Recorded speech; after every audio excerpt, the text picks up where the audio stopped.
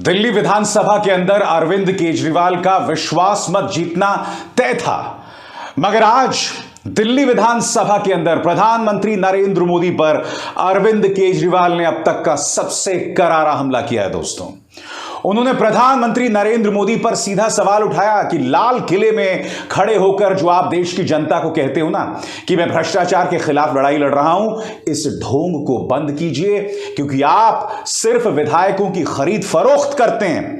और अरविंद केजरीवाल ने यह तक आरोप लगा दिया कि आजादी के बाद से अब तक मोदी सरकार अब तक की सबसे भ्रष्ट सरकार है। अरविंद केजरीवाल ने आज दिल्ली विधानसभा में किस तरह से प्रधानमंत्री नरेंद्र मोदी पर सीधा हमला बोला है, दोस्तों मैं चाहूंगा आप इसे सुने। आजादी के 75 साल में मुझे लगता है कि सबसे ज्यादा भ्रष्ट अगर कोई सरकार है तो मौजूदा सरकार है केंद्र के अंदर। इससे ज्यादा भ्रष्ट सरकार आज तक कभी नहीं आई। जिस तरह से ये लोग 10 लाख करोड़ रुपए इनके दोस्त खा गए, 6300 करोड़ रुपए से इन्होंने एमएलए खरीदे और लाल किले पे खड़े होकर कहते हैं मैं भ्रष्टाचार के खिलाफ लड़ रहा हूं। अरे बेवकूफ बना रहे हो इस देश के लोगों को।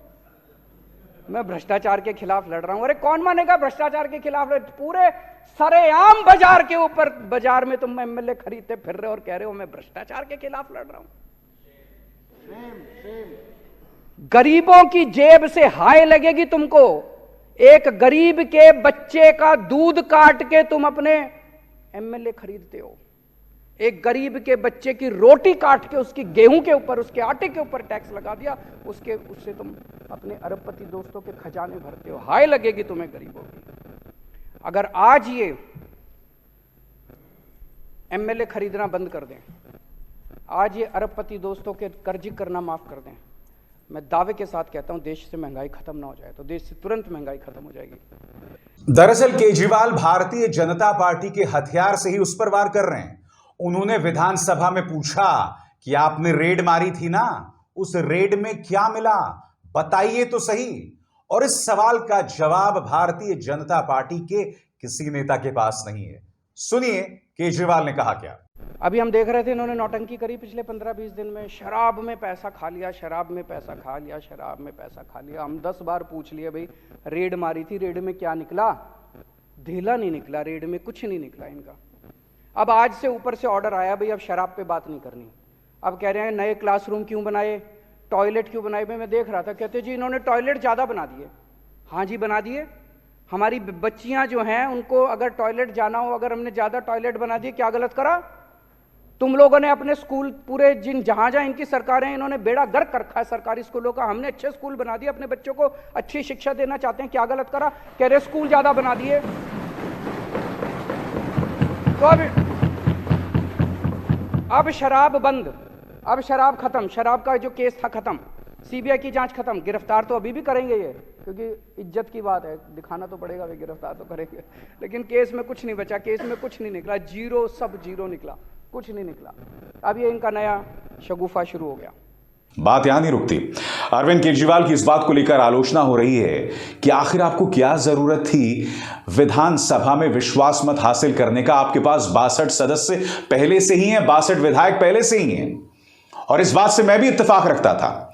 मगर अरविंद केजरीवाल के जहन में साफ था, वो इस मंच का इस्तेमाल करना चाहते थे यह बतलाने के लिए कि ऑपरेशन लोटस पूरी तरह से नाकाम हो गया है।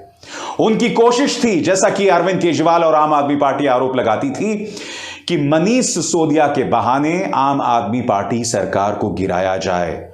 वो तजुर्बा जो कर्नाटक में सफल रहा, गोवा में सफल रहा, मध्य प्रदेश में सफल रहा, महाराष्ट्र में सफल रहा, वो दिल्ली में आकर नाकाम हो गया। अरविंद केजरीवाल ने बताया कि आखिर क्यों उन्होंने विश्वास मत हासिल किया है। आज ही जो विश्वास मत हम लेके आए हैं, मेरे को कुछ लोग पूछ रहे थे विश्वास मत की क्या जरूरत है। जी जरूरत है, ये दिखाने के लिए कि आम आदमी पार्टी का एक एक कार्यकर्ता, एक एक एमएलए, एक एक मंत्री कट्टर ईमानदार है।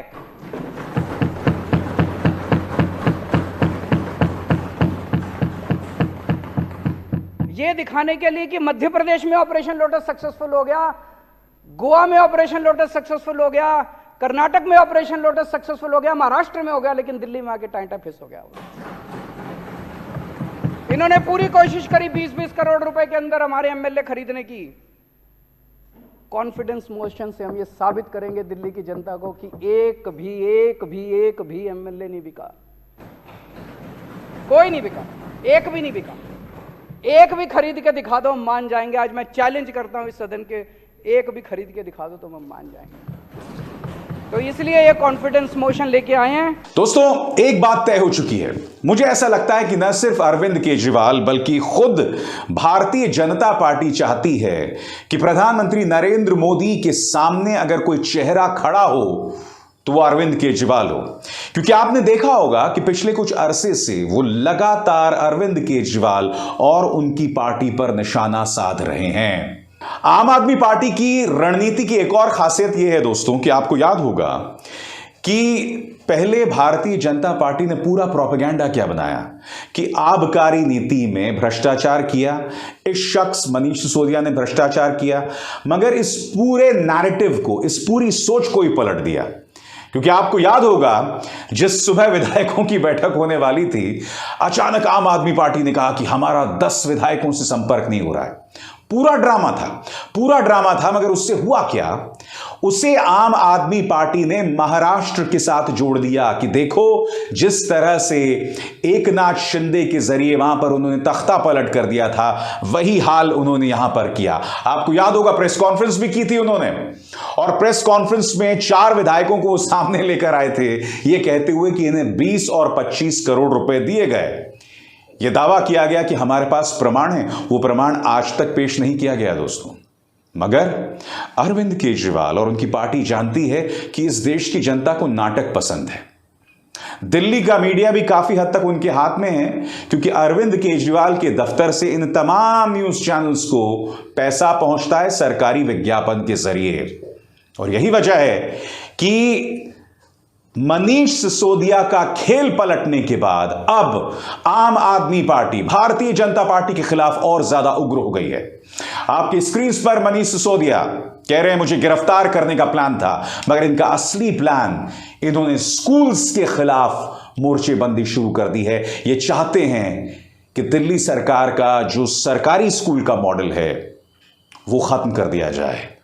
वो ये भी कहते हैं कि न्यूयॉर्क टाइम्स ने जिस दिन तारीफ की थी दिल्ली सरकार के सरकारी स्कूल के मॉडल्स की, उसी दिन सीबीआई रेड मारती है। और बात यहां नहीं रुकती दोस्तों, मैं आपको 2 खबरें दिखाना चाहता हूं, दोनों भाजपा शासित राज्यों से।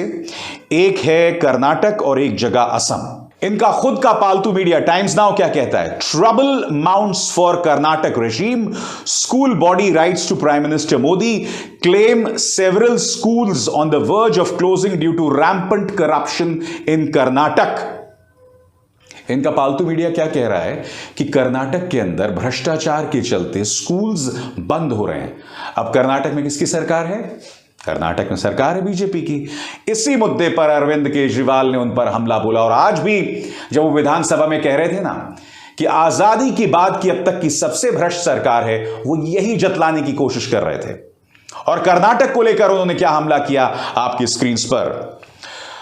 वो कहते हैं मैं भ्रष्टाचार के खिलाफ लड़ाई लड़ रहा हूं, क्या इस मामले में सीबीआई ईडी होगा? नहीं ना, तो जनता कैसे माने कि आपकी लड़ाई भ्रष्टाचार के खिलाफ है? बात यहां नहीं रुकती दोस्तों, मैं आपको बतलाना चाहता हूं कि यह खबर आपके स्क्रीन पर है। असम, एग्जाम रिजल्ट खराब होने पर 34 स्कूलों में तालाबंदी, राज्य सरकार का अहम फैसला। यहां पर कटघरे में कोई और नहीं, यह शख्स असम के मुख्यमंत्री हेमंत बिस्व शर्मा हैं। तो इस खबर पर भी अरविंद केजरीवाल ने करारा हमला बोला है। वो क्या बोल रहे हैं? स्कूल बंद करना समाधान नहीं है, हमें तो अभी पूरे देश में ढेरों नए स्कूल खोलने की जरूरत है। स्कूल बंद करने की बजाय स्कूल को सुधार कर पढ़ाई ठीक कीजिए। अब अरविंद केजरीवाल जैसे ही बयान देते हैं दोस्तों, असम के मुख्यमंत्री हेमंत बिस्व शर्मा का यह बयान आता है जो आपकी स्क्रीन पर है। वो ये कहते हैं कि हमारे यहां दिल्ली से कहीं ज्यादा स्कूल्स है। आधी अधूरी खबरों पर रिएक्ट ना कीजिए। मैं आपको कहता हूं कि कभी भी आ जाइए असम में पड़ताल करने। अब इसके जवाब में अरविंद केजरीवाल क्या जवाब देते हैं आपकी स्क्रीन पर? हमारे यहां कहावत है, कोई पूछे मैं कब आऊं और आप कहें कभी भी आ जाओ। इसका मतलब होता है कभी मत आओ। मैंने आपसे पूछा आपके सरकारी स्कूल देखने कब आऊं, आपने बताया ही नहीं। बताइए कब आऊं, तभी आ जाऊंगा। हेमंत बिश्व शर्मा बुरी तरह से बौखला गए हैं दोस्तों, और पलटवार भी कर रहे हैं अरविंद केजरीवाल पर। वो ये भी बतला रहे हैं, जो मुझे लगता है काफी जायज है, क्योंकि देखिए दिल्ली सरकार के अंतर्गत जितने सरकारी स्कूल आते हैं असम में, उससे कहीं बड़ी तादाद है। तो इस बात से मैं पूरी तरह से इत्तेफाक रखता हूं जब हेमंत बिश्व शर्मा कहते हैं कि भाई असम में तो कहीं ज्यादा स्कूल्स हैं, कोई तुलना ही नहीं है आपस में। मगर बात को समझिए, हेमंत बिश्व शर्मा अरविंद केजरीवाल के बिछाए हुए जाल में फंस गए। कायदे से उन्हें प्रतिक्रिया नहीं देनी चाहिए थी, उन्होंने जवाब दे दिया अरविंद केजरीवाल को। अरविंद केजरीवाल ने फिर पलट जवाब दिया। उन्होंने क्या कहा कि आप कह रहे हैं कभी भी आ जाइए, आप बुनियादी तौर पर बचने का रास्ता ढूंढ रहे हैं, आप नहीं चाहते कि मैं असम आऊं और पड़ताल करूं आपके स्कूल्स की क्या हालत है। तो अरविंद केजरीवाल क्या कर रहे हैं कि कई जगहों पर इसी तरह से भारतीय जनता पार्टी के नेताओं को फंसा रहे हैं। बीजेपी भी उनकी मदद कर रही है तमाम रेड्स डालकर। और इसलिए मैं कह रहा हूं 2024 का जो लोकसभा चुनाव है वो खासा दिलचस्प हो गया है। अभिसार शर्मा को दीजिए इजाजत। नमस्कार।